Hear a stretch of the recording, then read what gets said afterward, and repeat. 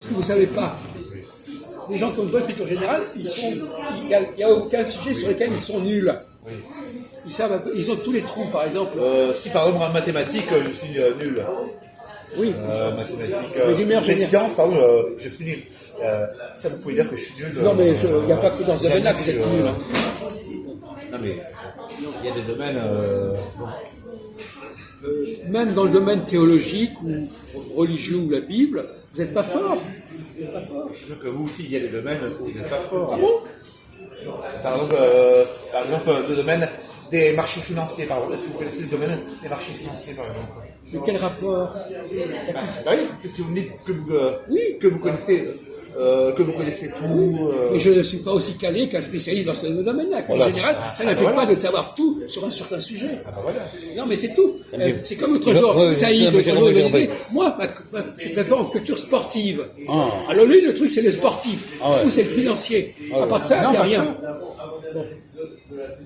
On vous parle, la culture générale, c'est la culture dans le domaine historique, littéraire, scientifique. C'est pas la culture, c'est pas le financier. Quoi? Historique, ça m'intéresse. Vous ne connaissez rien en histoire. Vous voulez qu'on vous intéresse? Vous avez parlé de Hiroshima avec Christophe. Moi, Hiroshima, je savais que c'était en 1940. Alors, quel était le premier président, quel était le premier chancelier d'Allemagne au lendemain de la Seconde Guerre mondiale, avec lequel De Gaulle a fait un traité? C'est pas Adenauer, non? Voilà. Voilà. Vous ne savez pas.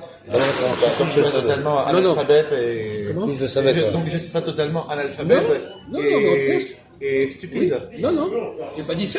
J'ai dit que quand, sur certains sujets, là en l'occurrence. Alors, quel était l'empereur? Non, mais quand vous parlez Quel était l'empereur du Japon à l'époque d'Hiroshima? Voilà, la question est là aussi, alors. Voilà. Hirohito, non? Oui, c'est ça. Ah, voilà. Oui, pas totalement Et ça, ce sont des questions pour un champion. stupide. Non, mais quand vous parlez, quand vous nous expliquez pour les juifs que parce que vous avez entendu parler de Bernard-Henri Lévy et de Marx, vous avez bâtir toute une théorie, là, c'est inacceptable.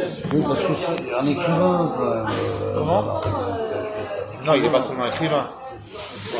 Il n'est pas seulement écrivain. En tout cas, c'est pas suffisant. Vous vous rendez bien compte que c'est pas des arguments c'est de pas poids. solide. Ça fait pas solide, ça fait pas sérieux.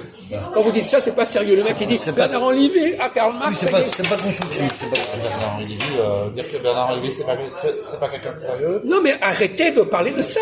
Vous n'allez pas bâtir tout. C'est pas parce que vous connaissez Bernard-Henri Lévy que vous allez bâtir tout un truc autour de lui. Lui, il a besoin.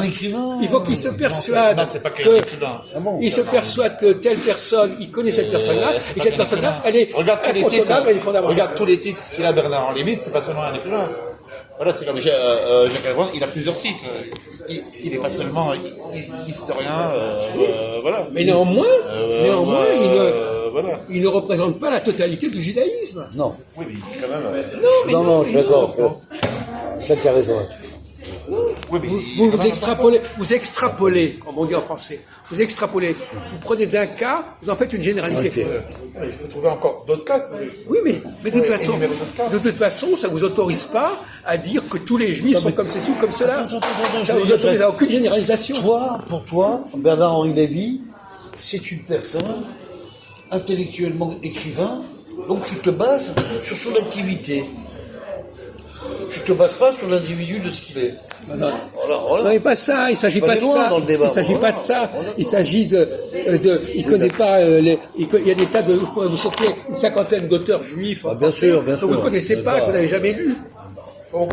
Alors donc, comment? Non mais ça va. Marie Calter, tu l'as lu Marie Calter? Vous avez lu Emmanuel? J'ai entendu parler de Marie Calter.